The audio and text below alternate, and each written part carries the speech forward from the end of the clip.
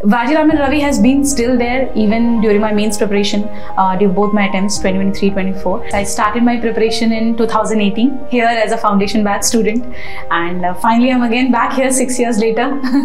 The life has come full circle finally. I post-graduated actually in year 2018. After that I came to Vajiraman Ravi, as the name has always been there, where I was completely clueless कि क्या करना है क्या नहीं.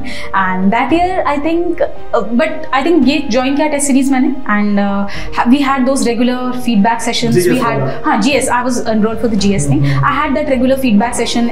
After every copy that was checked, we had those mentoring sessions going on. So उससे पता चलता था what is wrong, where I should add on, what is the changes I need to make, etc. So it went like that. And I really scored good in GS. Last year also it was 435 marks in GS 1, 2, 3, 4.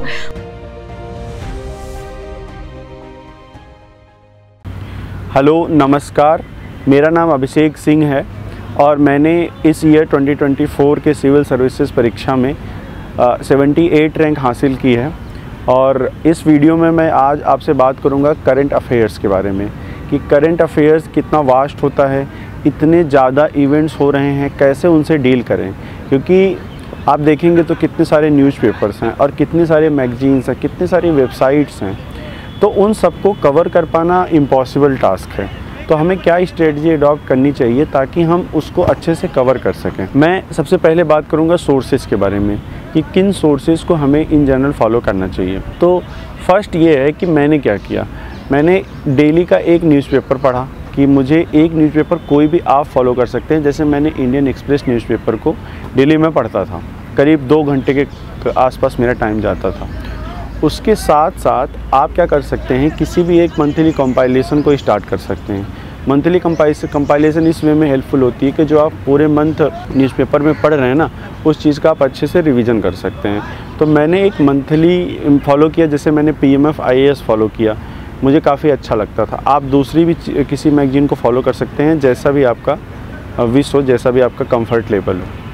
इसके साथ साथ अगर market में मुझे पता चला था Dipin sir हैं, दिपिन सर की क्लासेस होती हैं करंट अफेयर्स की, उनकी क्लासेस बहुत अच्छी होती हैं। वो क्या करते हैं कि टॉपिक वाइज जो मेजर इशूज़ चल रहे हैं न्यूज़ में उसको बहुत अच्छे से कवर करते हैं। मतलब प्रॉपर इंट्रोडक्शन, कंक्लूज़न और बॉडी, अलग अलग डायमेंशंस, हर टॉपिक के वो कवर करने की कोशिश करते हैं। तो आप चाहें तो उनके वीडियोस को भी रेफ़र कर सकते हैं। Now coming to second point, कुछ लोग का ये डाउट होता है कि न्यूज़पेपर को पढ़ें कैसे, क्योंकि न्यूज़पेपर खुद इतना वास्ट होता है, उसको डेली कैसे इंश्योर करें कि कवर हो रहा है। तो देखिए, अगर आप बिगिनर हैं तो सबसे अच्छा ये होगा कि आप यूट्यूब पे जा कर के कई सारे लोग होते हैं जो डेली का वीडियो बनाते हैं किसी भी न्यूज़पेपर का। जैसे इंडियन एक्सप्रेस के लिए आप गूगल करेंगे तो आपको 1 घंटे का समरी वीडियो मिल जाएगा, हर न्यूज़ का आपको मिल जाएगा, हर न्यूज़पेपर का मिल जाएगा। तो आप अगर इनिशियल स्टेजेस में हैं तो मैं कहूँगा शुरू के 1 महीने आप सिर्फ वीडियो देखिए, डेली 1 घंटे या 1.5 घंटे जो भी उनका वीडियो होता है। जब इस प्रोसेस को आप कंप्लीट कर लेते हैं फिर आप न्यूज़पेपर रीडिंग पे आइए। अब न्यूज़पेपर रीडिंग में रीड क्या करना है, मैं क्या करता था, जैसे मैं इंडियन एक्सप्रेस फॉलो करता था तो मेरा प्रोसीजर ये होता था कि सबसे पहले मैं फर्स्ट पेज पढ़ता था, सेकेंड पेज पढ़ता था, फिर मैं डायरेक्टली जाता था एक्सप्लेन्ड वाले सेक्शन में। एक्सप्लेन वाला सेक्शन पूरी तरह पढ़ना है, फर्स्ट पेज सेकंड पेज पूरी तरह पढ़ना है। उसके बाद जब आप एक्सप्लेन को ख़त्म कर लेते हैं तो मैं चला जाता था ओपिनियन वाले पेज में, जहाँ पे ओपिनियन, एडिटोरियल्स, इस तरह की चीज़ें रहती हैं, वो भी पूरा 2 पेज में होता है। जब इतना कंप्लीट हो गया ना तो आपका समझ लीजिए कि 80% वर्क इज़ डन। इसके बाद मैं क्या करता था, बाकी पेजेस पे एक कर्सरी व्यू रखता था। ऐसे मैं स्क्रॉल करता जाता था और देखता था कि कोई चीज़, कौन सी चीज़ ज़्यादा रिलेवेंट लग रही है। पॉलिटिकल न्यूज़ को आप छोड़ दीजिए, कोई रिलेवेंट चीज़, कोई साइंस एंड टेक्नोलॉजी की न्यूज़ कई बार अलग पेज में दे देता है। कई बार क्या होता है कि जैसे कोई आर्ट एंड कल्चर से रिलेटेड डिस्कवरी हुई, उसको अलग पेज में दे देता है। तो आप कोशिश करिए कि कर्सरी निगाह रखिए बाकी सारे पेजेस पे। तो इस तरह से आप अपने न्यूज़पेपर को जल्दी कवर कर सकते हैं। और होता क्या है कि over the period of time अगर आप एडिटोरियल सेक्शन को और एक्सप्लेन सेक्शन को अच्छे से कर रहे हैं तो over the period of time जितनी भी न्यूज़ बाकी के पेजेस में आ रहे हैं वो घूम फिर के इस पेज में आ जाता है। तो ये मेरा अप्रोच रहता था, मैं इसको अच्छे से पढ़ता था। Now coming to the third point कि जो करंट अफेयर्स है इसका क्या हमको नोट्स बनाना चाहिए, बहुत बड़ा डाउट है लोगों का। तो इसके लिए मैं कहूँगा 2 चीज़ें हैं, एक है प्रीलिम्स के लिए नोट्स, एक है मेंस के लिए नोट्स। मैं ये मानता हूँ कि प्रीलिम्स के लिए नोट्स हमको नहीं बनाना चाहिए, क्योंकि प्रीलिम्स का कंटेंट बहुत ज़्यादा है।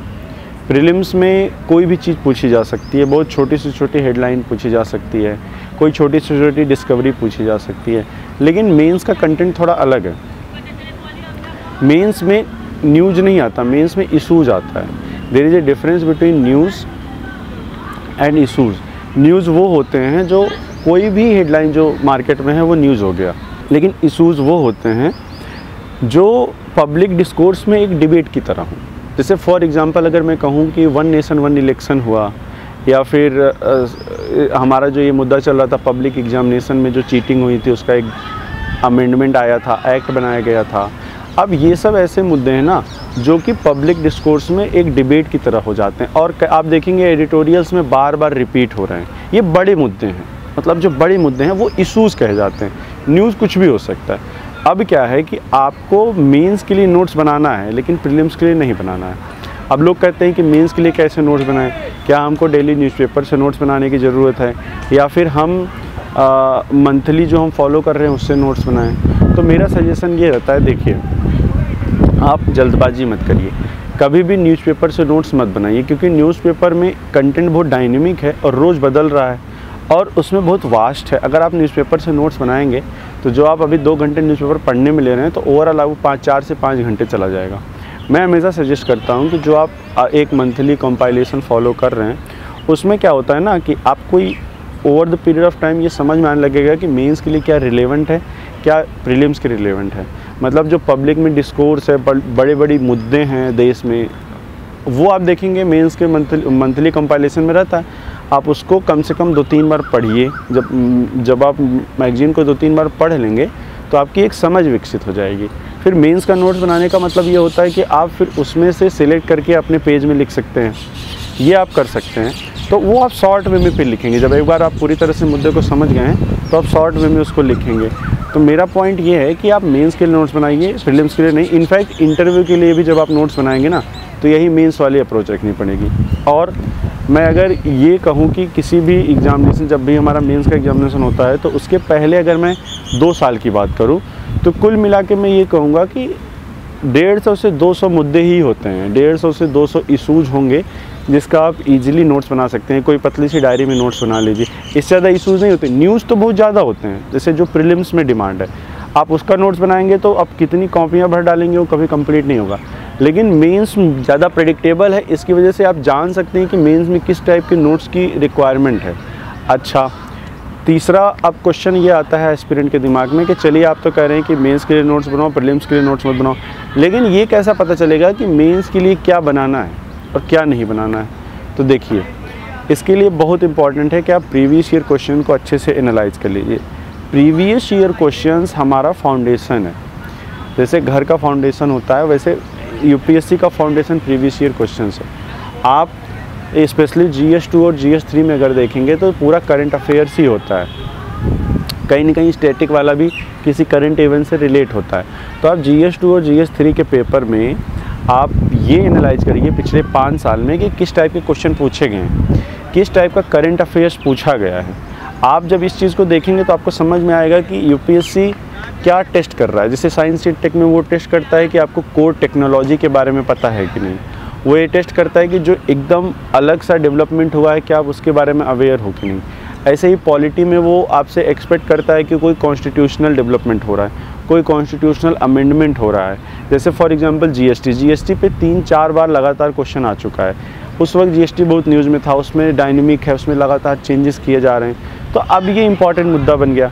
तो आपको प्रीवियस ईयर क्वेश्चन जब आप एनालाइज करेंगे तो आपको ये समझ में आएगा कि क्या करंट अफेयर्स के लिए रिलेवेंट है, क्या स्टैटिक पोर्शन के लिए रिलेवेंट है, क्या चीज़ें हैं जो बार बार रिपीट हो रही हैं। एक्चुअली यूपीएससी मेंस ज़्यादा प्रेडिक्टेबल है। आप प्रेडिक्ट कर सकते हैं कि इस बार कौन सा क्वेश्चन आएगा।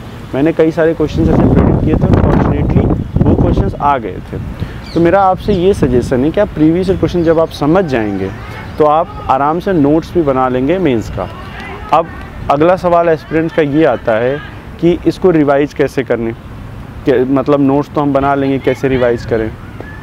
तो देखिए, मैं हमेशा ये मानता हूँ कि जब भी आप किसी मैगजीन को पढ़ते हैं, मान लीजिए कोई आप मंथली कंपाइलेशन फॉलो करते हैं, तो उसमें ना एक पढ़ने का तरीका है। अब पहले 2 बार जब आप पढ़ रहे हैं ना तो आपको कहीं अंडरलाइन नहीं करना है, कहीं कुछ करना नहीं है, मार्किंग भी मत करिए, लेकिन जब आप तीसरी बार पढ़िए तो आप उसको हाईलाइट करिए अलग अलग मार्कर से। प्रीलिम्स के लिए जो रिलेवेंट है, जो फैक्ट्स हैं, स्पेसिफिक पॉइंट्स हैं, उसको अलग हाईलाइटर से हाईलाइट कर दीजिए। मेंस के लिए अलग हाईलाइटर से हाईलाइट कर दीजिए, ताकि जब आप कल को मेंस का नोट्स भी बनाएं तो वो जो मेंस वाला हाईलाइटेड सेक्शन है आप उसमें उतार सकते हैं। That is very important.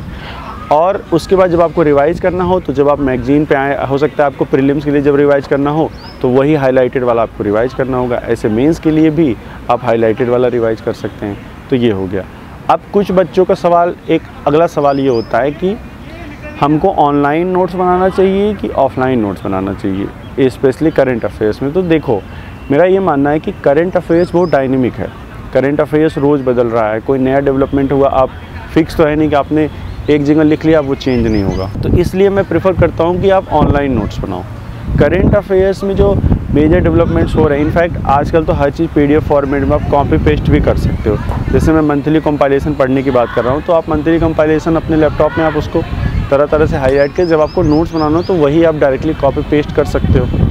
तो मैं ऑनलाइन नोट्स को सपोर्ट करता हूँ। आप ऑनलाइन नोट्स में भी बहुत अच्छा ऑर्गेनाइज कर सकते हो। जैसे मैं एवरनोट फॉलो करता था। अब एवरनोट में क्या है, आप अलग अलग टैब बना सकते हैं। आपने पॉलिटी का अलग टैब बना दिया, गवर्नेंस का अलग, इंटरनेशनल रिलेशन का अलग बना दिया, फिर आपने बना दिया इसका सिक्योरिटी का अलग बना दिया, इन्वायरमेंट का अलग बना दिया। तो इस तरह से आप अलग अलग टैब बनाइए, उसमें जो भी डेवलपमेंट हो रहा है और सिग्निफिकेंट डेवलपमेंट जो कि आपको PYQ से समझ में आ जाएगा कि हाँ ये बहुत इंपॉर्टेंट है, उसको आप अलग अलग टैब में लिख लीजिए। ये आपका अप्रोच होना चाहिए करंट अफेयर्स के नोट्स को बनाने को लेके। अब एक सवाल और छोटा सा बनता है, बच्चे कहते हैं कि अच्छा नोट्स के अंदर क्या लिखें। जैसे मेंस में ना, मेरा मानना ये है कि आप कितना मल्टी डायमेंशनल नोट्स बनाते हैं, कितने मल्टीपल पर्सपेक्टिव को आप इंक्लूड करते हैं, जैसे, और इसके साथ साथ कितना ज़्यादा आप क्रेडिबिलिटी देते हैं अपने आंसर को। फॉर एग्जांपल, मैं हमेशा कहता हूं कि आप डेटा इंक्लूड करिए, आप कमेटी कोई दिया हुआ है उसको इंक्लूड करिए, आप कोई सुप्रीम कोर्ट का जजमेंट दिया हुआ है उसको अपने नोट्स में इंक्लूड करिए, आप कोई भी गवर्नमेंट की वेबसाइट है उसका कोई रिपोर्ट है वो इंक्लूड करिए, कोई यूनाइटेड नेशंस की रिपोर्ट है, बड़ी वर्ल्ड की famous body world bank WHO की रिपोर्ट है उसको इंक्लूड करिए आप। मतलब उसके बाद जो जैसे मैंने कहा सरकारिया कमीशन है, कई बार नए नए कमीशंस बनते रहते हैं जो इस्टेब्लिश किए जा रहे हैं, उनको इंक्लूड करिए। इसके साथ साथ आप कोशिश ये भी करिए कि जब आप कोई टॉपिक पे बना रहे हैं नोट्स ना, तो आप एक प्रॉपर इंट्रोडक्शन और प्रॉपर कंक्लूजन भी उसका बनाइए। मतलब आप कई बार आप देखेंगे कि न्यूज़पेपर्स में कोई आर्टिकल निकला, जैसे मान लीजिए साइमल्टेनियस इलेक्शन पे कोई आर्टिकल निकला, तो आप देखेंगे कई राइटर्स एक अच्छा इंट्रोडक्शन भी दे देते हैं अपने उस एडिटोरियल में। आप उस इंट्रोडक्शन को डायरेक्टली कॉपी कर सकते हो और एग्जामिनेशन में वो इंट्रोडक्शन लिख के उसी राइटर का नाम आप कोट कर सकते हो। ऐसे ही कंक्लूजन के लिए भी आप कोई कोट ढूंढ सकते हो या कोई फ्यूचरिस्टिक जो सलूशन है, आप इस चीज़ को एज ए कंक्लूजन डाल सकते हो। अब आप इस चीज़ को न्यूज़पेपर से या तो कॉपी कर लो, या तो कई बार क्या होता है जो मंथली कंपाइलेशंस है उसमें खुद एक प्रॉपर इंट्रोडक्शन और प्रॉपर कंक्लूजन दिया रहता है, आप उसको भी अपने नोट्स में इंक्लूड करिए। आपके नोट्स में अगर आपको लगे तो आप डायग्राम भी इंक्लूड कर सकते हैं। जैसे आजकल के समय में क्या है कि कई सारे आर्टिफिशियल इंटेलिजेंस के टूल्स आ गए हैं, जिसमें आप अगर अपना कंटेंट डालते हैं तो ऑटोमेटिकली आपको एक डायग्राम जनरेट कर देगा। आप देखेंगे hub and spoke model generate कर देगा या फिर लाइन डायग्राम जनरेट कर देगा। आप उस डायग्राम को डायरेक्टली कॉपी कर लीजिए। देखिए ChatGPT का आपको इस्तेमाल करना होगा। कई बार मैं क्या करता था, मुझे कोई आर्टिकल पूरा समझ में नहीं आ रहा है, मैं पूरे आर्टिकल को कॉपी करता था, ChatGPT में पेस्ट करता था और मैं पूछता था कि मुझे ये आर्टिकल समराइज़ करके दे दो। अब ChatGPT मेरा काम बहुत आसान कर देगा, पूरे आर्टिकल को समराइज़ कर दिया और एकदम क्रक्स दे दिया, समझना आसान हो जाता है। आप चाहें तो उस चीज़ में से कुछ पॉइंट्स को आप अपने ऑनलाइन नोट्स में कॉपी पेस्ट कर सकते हैं, ये भी एक तरीका है। मतलब आप कितना वाइजली जो हमारे पास टूल्स अवेलेबल हैं आर्टिफिशियल इंटेलिजेंस के, उसको यूज करते हैं, ये आपके लिए समझना बहुत इम्पॉर्टेंट है। अब अगला क्वेश्चन ये है, एक क्वेश्चन और बनता है कि किस तरह से करंट अफेयर्स को हम आंसर राइटिंग में इंटीग्रेट करें। तो देखिए, ये आपकी क्रिएटिविटी पे डिपेंड करता है। क्या होता है, कुछ बच्चे ऐसे होते हैं जो पूरा का पूरा करंट अफेयर जो पढ़ते हैं वो कहीं ना कहीं एस्से पेपर में ही इंटीग्रेट कर देते हैं। एस्से पेपर में मैंने देखा है जो वो एग्जाम्पल्स देते हैं, वो एकदम लेटेस्ट एग्जाम्पल कैसे बनेगा जब आपने एकदम लेटेस्ट जो करंट अफेयर्स पढ़ा है, जब आप उसके कंटेंट को डाल देते हैं। इंट्रोडक्शन में आप कोई लेटेस्ट जो डेवलपमेंट हो रहा है उसको डाल दो, कंक्लूजन में डाल दो, बॉडी में भी आप इस तरह की चीज़ें इंटीग्रेट कर सकते हो।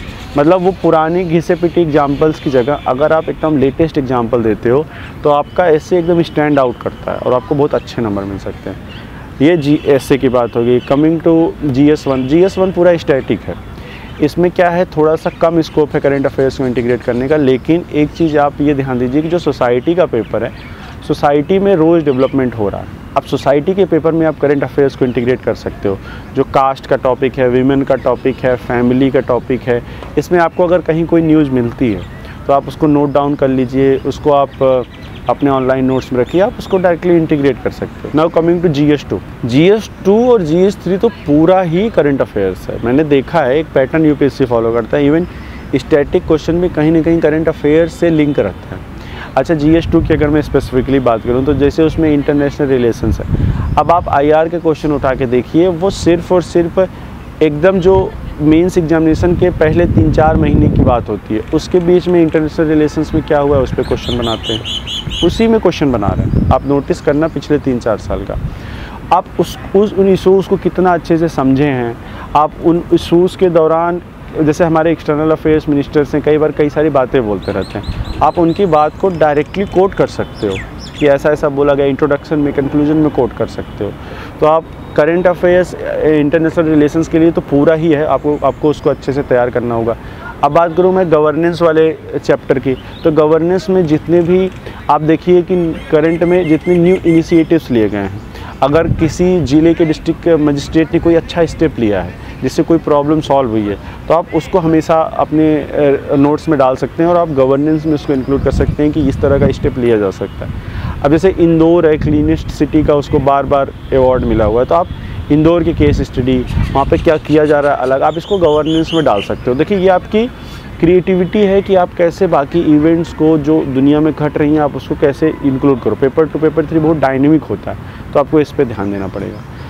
अब कमिंग टू पेपर 3 जो GS3 का पेपर है, GS3 के पेपर में इकोनॉमी, साइंस इंटेक और इन्वायरमेंट तो बहुत डायनेमिक है। साइंस इंटेक में मैंने देखा है कि जैसे पिछले 1 साल में जो बहुत बड़ा डेवलपमेंट हुआ है, कोई छोटी मोटी डिस्कवरी की बात नहीं करते, लेकिन जो बहुत बड़ी डिस्कवरी हुई है, जैसे जिसका एक सिग्निफिकेंट इम्पैक्ट ह्यूमन सोसाइटी पे पड़ेगा, ह्यूमन लाइफ्स पे पड़ेगा, अगर आप उस चीज़ को इंटीग्रेट कर सके, आप उस चीज़ का अच्छा नोट्स बना सकें, तो उससे क्वेश्चन डायरेक्ट फंसते हैं। ये साइंस एंड टेक के पास। अब बात हुई इन्वायरमेंट में ना देखो एक जनरल सा ट्रेंड बन गया है कि भाई क्लाइमेट चेंज हो रहा है, क्लाइमेट चेंज के कुछ प्रॉब्लम्स हैं, कुछ सोल्यूशंस हैं। आप जितना भी कॉन्फ्रेंस ऑफ पार्टीज़ होती हैं, कॉप, वो काफ़ी इंपॉर्टेंट हो जाते हैं। जितना भी कॉन्फ्रेंस ऑन बायोडाइवर्सिटी होता है वो भी इंपॉर्टेंट हो जाते हैं। तो जो ऐसी चीज़ें जो कॉन्फ्रेंस या इवेंट होने के बाद बहुत बड़ा इशू बन जाता है। आप देखेंगे आर्टिकल्स बार बार उस पर आ रहे हैं, तो रोज़ कोई ना कोई ओपिनियन उस पर पब्लिश हो रहा है। तो आप समझ जाइए कि ये थोड़ा ज़्यादा रिलेवेंट हो गया है हमारे करंट अफेयर्स के लिए। नाउ इकॉनमी वाला सेक्शन है। इकॉनमी में आप मृणाल सर का बुक फॉलो कर सकते हैं। मृणाल सर खुद कोशिश करते हैं कि जो लेटेस्ट डेवलपमेंट हो रहा है उसको वो खुद करंट अफेयर्स को इसमें इंक्लूड कर देते हैं।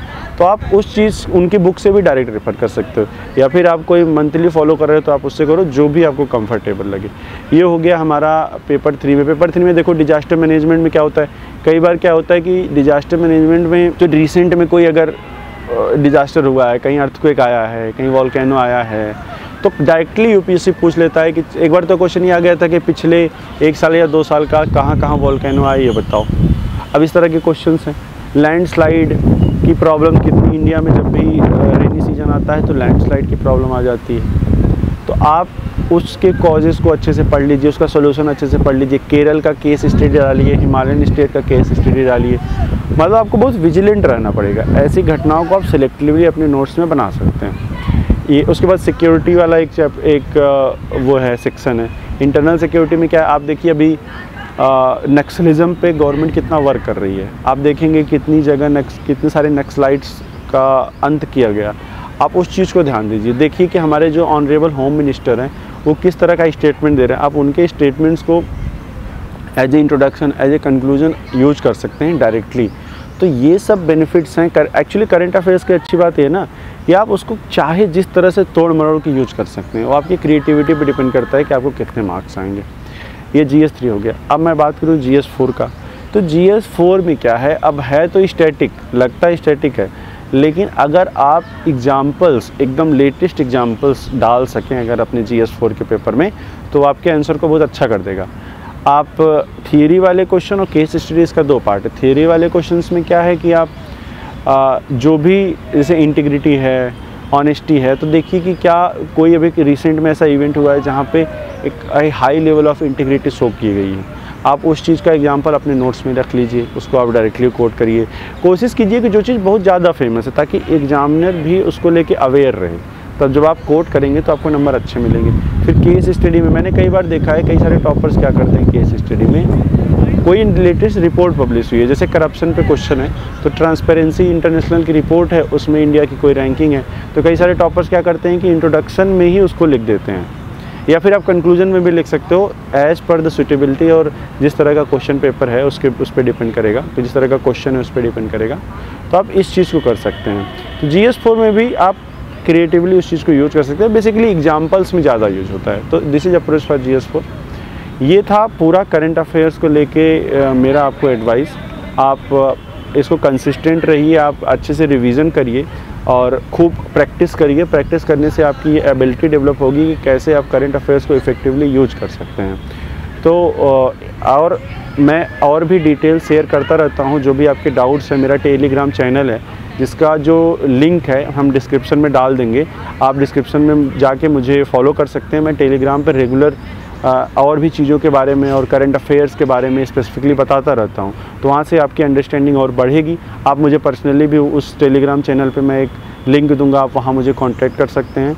Thank you so much for listening to me and giving me opportunity to share my views. I want to thank DKT platform for giving me this opportunity. Thank you so much.